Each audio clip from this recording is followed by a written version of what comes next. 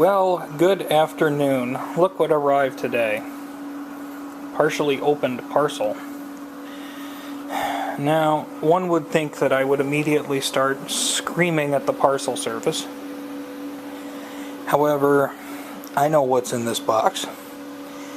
And I know that what's in this box is quite heavy and bulky and also easier to split into two pieces. So, whether the shipper purchased the box from the UPS store and boxed it themselves, or had the UPS store box it themselves, future advice, please separate this into two smaller parcels, pack them in a thicker walled box, and it will probably have a significantly better trip. Alright, let's go at this. We'll have to go get the tripod, I guess. Okay, here goes nothing. I figure we'll just go with the side they already started to open for me, even though it probably wasn't the top. Alright, so we have lots of air pack. We'll probably reuse this for future things.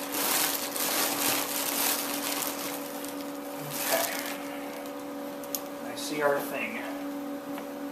And at least our thing is bubble wrapped. Probably would have liked a few more layers, but we'll see what we can do. There's part. Oh boy. She's a rattling. Okay, we might be hosed there. I heard it rattle. And that rattle is usually not a good sign. These type of things shouldn't rattle. And this one doesn't rattle. So, time to move the tripod, get back to work. Alright, let's go get our knife again.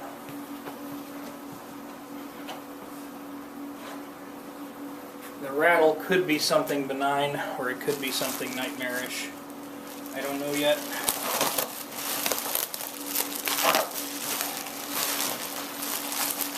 Okay, so we bubble wrapped it and then we put a bag over the bubble wrap. That's an interesting idea. They bag these two things together. It looks like, I don't know. Protect them from water.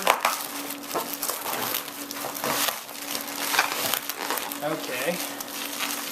So, that's what I expected it to look like, kind of. Maybe.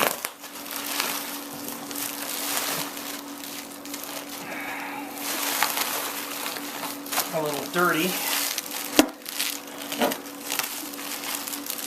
I want to scratch our beautiful and perfect paint job. Nice looking hinges. Plenty of dust. This is the bottom of a Stroboconn. This should be a Stroboconn tuning unit with the pitchfork. Alright, so I can see the tubes in there. They're at least in there. That's a good sign.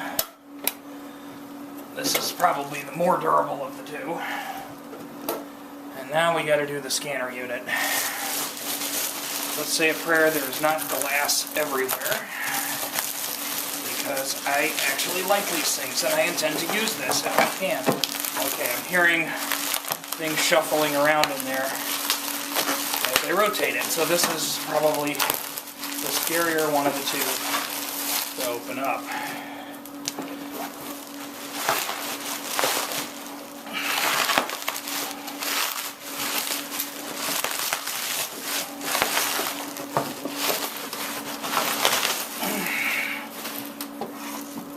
One of the hinges appears to be popped open.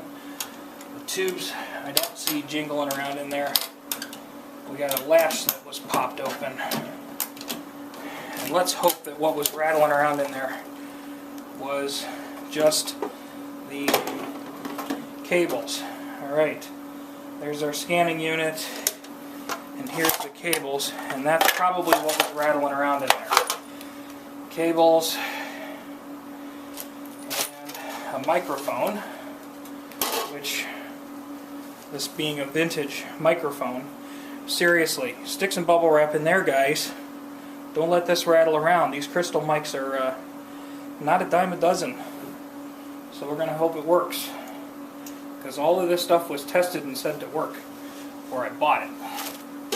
And getting rattled around bent this. So this is bent.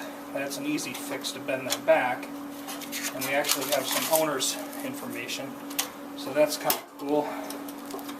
Let's see here. So if that's all that was rattling around, let's give this a good tip. Nothing's rattling around in here. So allegedly this may have had a safe trip despite the scariness of it all. So I suppose this is going to need a bath, obviously, and we're going to have to turn it on and see if it explodes. So we might as well get started. Okay, it looks like this piece of electric cable's got a little bit of a twist. What's inside of the insulation looks okay, but we're going to have to doctor that up. The other thing I noticed on this is the little pole slider. It's supposed to be a nice little finger thing that slides in and out that you can adjust the scale.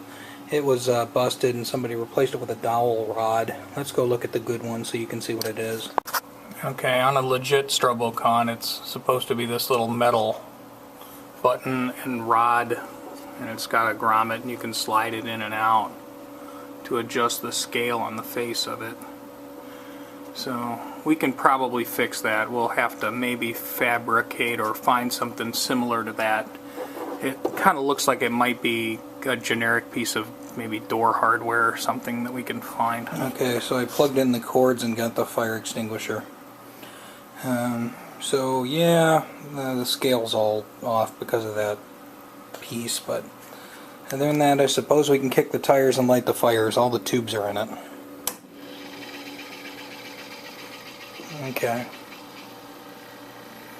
Okay, so she kicked on, making a little bit of noise, but it seems to run fairly smoothly.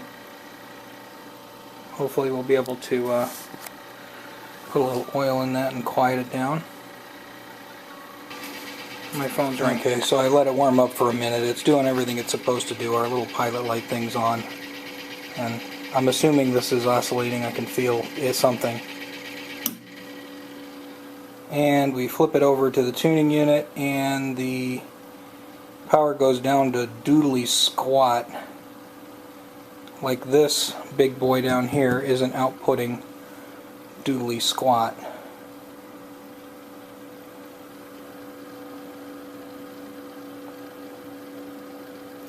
Looks like our tuning fork is putting out almost no gusto. And we got our blinky light down here. We'll try our little simple adjustment here. Okay, so playing some notes through a pitch pipe here, it's obvious, like D should be this window over here, the last one. This should be window B.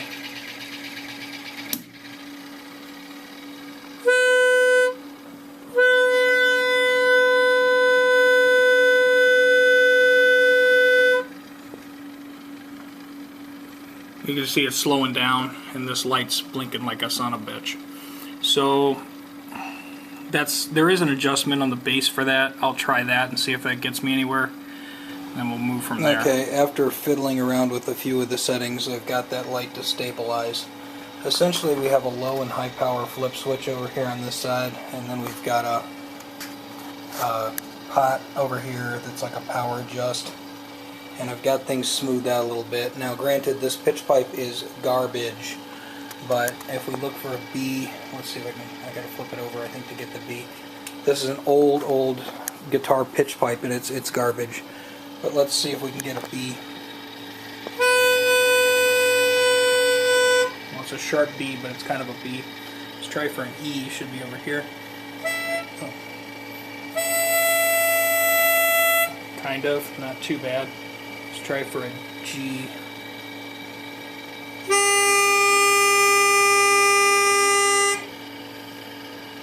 So I think this is going to need some calibration and adjustment, but we're going to get there, I think. Let's try D.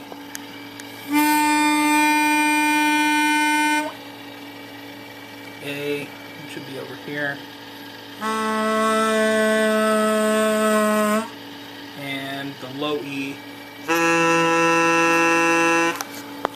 Okay, so at this point, we're going to do some general maintenance on it and things, but despite the hideous arrival, other than having to fix this, we should be able to get a functioning Stroboconn out of it. This is a 6T3. I think our other one is a 6T3-5 or something. This looks like a later revision to me, because this one has this appears to be a circuit breaker rather than a fuse, which is probably more convenient. And a couple things on it seem a little newer. This one does have the 6V6s. So with 6V6s, a quadrant of 6V6s in the base down here, as opposed to a pair of 6L6s, that would indicate this is a newer one. Plenty of cobwebs, plenty of mess, so we're going to still give this thing a clean up and a tidy up, and hopefully we'll get her going. Okay, so I went to the hardware store and I found this. It's really close to what belongs on there. So that's going to go, you know, in here with a grommet. Yeah, that'll work. Get a new grommet and everything, that'll be cool. So, time to take this apart, clean it, test the tubes and all that kind of crap. Yay. Okay, so lid's off.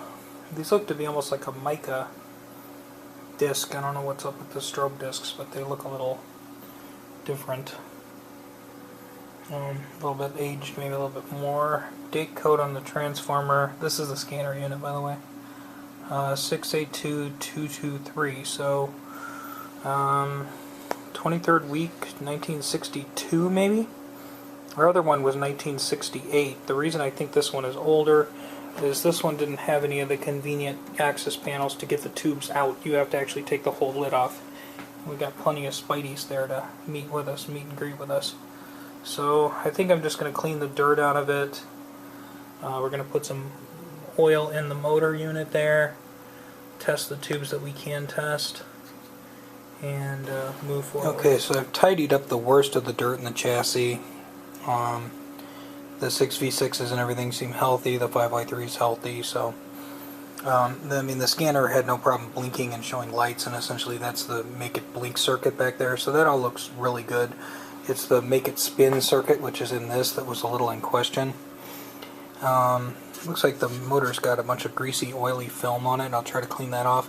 But that's actually probably more of a good sign than a bad sign, because it means somebody's oiled this before.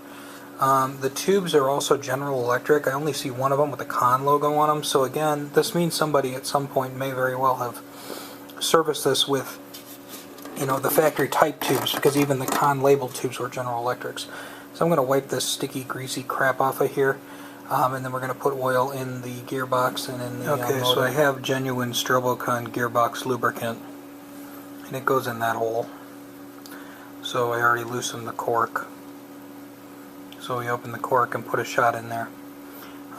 If you don't have the Stroboconn genuine oil, you might want to ask Peterson for some. They might have some, but if not, from what I understand, this very light oil is very similar to Hammond organ oil, so that might get you by too. Okay, I did that. So now we're going to go on to the motor. There's a motor greaser right there, and one back there, and we have the official Stroboconn motor lubricant, which is probably normally normal motor oil, similar to 3-in-1 household. So we're just going to put some oil in both of those cups. Okay, so at this point, after oiling it, I'm just running it off of the wall, and it was running real smooth. Now I'm getting that whistling noise. I'm not sure what exactly is going on there.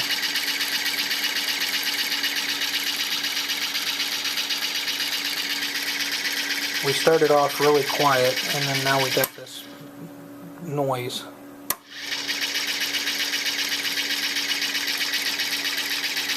Sounds like maybe we got a wobbly wheel in there rubbing. I'm not 100% sure. We'll see if we can get that to quiet down a little bit. Okay, a bit more oil and a bit more fidgeting, and that sounds about what I expect it to sound like, kind of like a film projector. Obviously you can hear the discs whizzing away, but there's no metallic grinding or that rubbing nasty sound that we heard before. Motor's running nice and quiet, it's not getting hot or anything. Now granted, we're just running under the motor circuit off of 120. This is the power input for the from the tuner unit to set this to 55 hertz, and that's not on. So I think we're going to be all right. We're going to clean all the dirt out of that. You can see that big thing. Wonder what that says. Licensed by Electrical Research Products under U.S. Patents of American Telephone and Telegraph Company. Ah, that's the standard issue license for vacuum tube technology. I think that, you know, Bell Labs or AT&T or one of those guys, you know, had for vacuum tubes. So it's like a general vacuum tube patent license thing. Glad we don't need those anymore. Okay, so that's cleaned up and serviced, kind of. Granted, we could be recapping and things like that, but we recapped our other one, and our other one's going to be in service routinely. This one, the plan is to get it working and keep it around looking really cool, and then if we plan to put this into routine service and start running it all day long, tuning pianos and whatnot, then we will recap it. So we'll just get her all working, and we're gonna leave it apart here, and we're gonna check to make sure that those caps aren't getting flaming hot, and you know, that kind of stuff. Make sure it's at least operable. That's interesting. I don't know if this means anything, but when I was starting to take screws out of the tuner unit, there's something here. It says 38,863. I don't know what that means. Maybe it references 1963. The transformer looked like it was 1962. Okay, so we got our tuner unit open. I think one screw was missing out of the batch, but not bad. Our tuning fork, and we have our exciter and our pickups over here. Our driver band here that slides it from left to right looks a little stressed. It's like somebody had a kid and the kid just enjoyed turning the knob back and forth for fun. I think this is probably out of calibration, but we can fix that, I think. Coming around to the back, we've got spiders. Let's see, 6SC7, 6SN7, and 4 6V6s. So, and our 5U4 rectifier. Yep. So, we'll take this for a little cleanup here and see how she works. Okay, so the cord that goes to the wall is still pretty pliable, but the cord that goes between the units is looking really rough. This black insulation on the black wire inside is just rock hard, and the outer insulation just cracks. So I don't know, we'll give it a squeeze here and see if it'll crack. Oh yeah, you can hear it. You can just hear it. Oh yeah, there we go. We gave it a squeeze and there it goes. So the connectors are an easy change type, but we're going to have to replace this okay, so I remade the cord. I got the thing open and we're powering it up, and you can see the orange ready lights on there. I have to figure out why in the world these things go into that whizzy noise. I think it has to do with the support system, because it seems like if I give it a little bit of a tip up here, so I wonder if the supports underneath for this are a little, like the rubber's gone. I'll try to adjust that, because that seems to fix it when I give it a little tip up. Okay, off camera while I was playing around, some sparks shot out of this 5Y3. So we're not going to even mess with this 5Y3, we're just going to put a different one in there. Okay, so it's sitting here cooking now. What I think happened, and I've still got to put the bolts back in it, but the way the gearbox and the motor are mounted up or whatever, this thing and getting shaken and shipped up or whatever, this gearbox got a little bit tilted out of whack. So I got everything running straight and, you know, perpendicular to the ground, and it's quiet now. So I think we're okay. It is running off the tuning fork, which I tweaked the power of the tuning fork. At one point when I turned on the audio amplifier section on this side, like I say, the 5Y3 went to sparks inside, so rather than even mess with it, I just changed that tube out with one I had in the drawer. It's been cooking for about 10 minutes. The only real heat that I feel is directly off the tubes. I'm not feeling any flaming capacitors or flaming transformers. Motor is lukewarm. So I think we're running okay. We're going to let this cook for a little bit longer, and then we're going to clean all the cobwebs out of that mess and put it back together and call it victory. And although this should, although I'm sure somebody would love to see this go triumphantly into service here at our studio, I'm not going to put this unit into long-term service without a recap. But our other Stroboconn is still working like a champ, but these things are not exactly super easy to find. And this tuning fork is running at 55 hertz, almost. I have to adjust its calibration just a smidge, and I'm going to calibrate it and make sure it's dead on. But essentially what this is doing, this is an AC motor. AC motors run based on the frequency of the AC going into them. Our wall is 60 hertz. This is a tuning fork. It's adjustable. It's running at 55 hertz. 55 hertz, okay, into an amplifying circuit that makes it 120 volts at 55 hertz AC to run the electric motor at the slower 55 hertz pace. 55 is also the lowest frequency A note that we can hear. So this is set to 55A, which if you do the math, and you keep, if every octave the pitch doubles, so you go from 55 to 110 to 220 to 440. 440 is the A reference pitch. So this is your reference pitch coming off of that tuning fork, which is oscillating. It's at 50 hertz. I don't think our little camera can even tell that it's oscillating. Can the camera see that it's oscillating? I don't know. But if I touch it and stop it, then the motor will stop. And the drivers and pickups are so precisionally mounted close to it and everything, I ain't gonna mess with it. If it's not broke, don't fix it. Okay, so victory is in my sight. I'm gonna turn the lights out because of the reflections. I mean, this thing is like reflecting big time. You can see my hand gorgeously in the microphone. I've got my little tone generator here, and it makes a good A440. Some of the other pitches are a little bit off, but they're close. So we're just going to use that to walk this up, but I got it calibrated. Obviously it's in the middle position where it belongs, and it's good. The motor's running quietly on the tuning unit, so this is good. This is real good. So let's turn the lights off and run a quick test. So we're just going to try to zoom in on the Stroboconn's face there. And I'm giving it an A pitch, which is, I have no idea if the camera can even tell, or if the light white balance is totally out. I can't tell. Let's try to get you closer, I guess. I don't know, maybe I can turn the brightness down or something so you can see what I see, but you might just have to take my word for it. Because the viewfinder on this is small.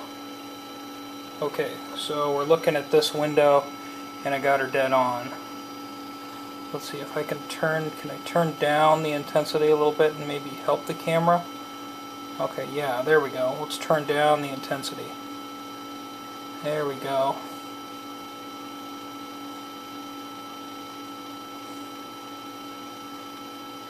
Actually, it looks really good if you like to tune in the dark. Alright, so that's our A. You can see our A is dead on. Let me tell this to go up in pitch. Oops, I threw our calibration off. There's 440, there's 441. You can see it's walking sharp. So there's 442, she's walking real sharp. Let's go back to 440. Go up a pitch, that should be a B flat. B, C, all the way over there on, so you're back to the left side. C sharp, D, D sharp, E, F, F sharp, G, G sharp, and back to A, back to A sharp or B flat, B, back to a high C, C sharp. By this point my little tuner's starting to go, or my little pitch generator goes flat because it can't handle it. And then it goes really, really low. I forget what that really low pitch is, but it's doesn't, okay, there. So this is based on what the Stroboconn says, this is a C, a low C. Seems to be the lowest pitch I can get to show clearly with this. It's on the left window, C, C sharp. That D is so quiet, I'm going to have to turn the intensity up, because this thing has a little microscopic, pathetic little speaker. There's D, that looks good. D sharp looks good. E, F, F sharp, G, G sharp. Now the intensity's too high. And we're back to our, should be an A, 1 octave below where we started. Yep. A sharp, B, C. I mean, this is working perfectly, so I don't need to walk through the whole scale. You get the idea. The Stroboconn is working correctly, and it's really nice and quiet now that I've fidgeted around with that. This thing was a pain in the butt. UPS beat this up really good, but it looks like we got it saved, and we're going to clean it up and we're going to put it into our reserve. We're going to leave our other one run its full-time job. Alright, cool. Thanks for watching. Have a great day.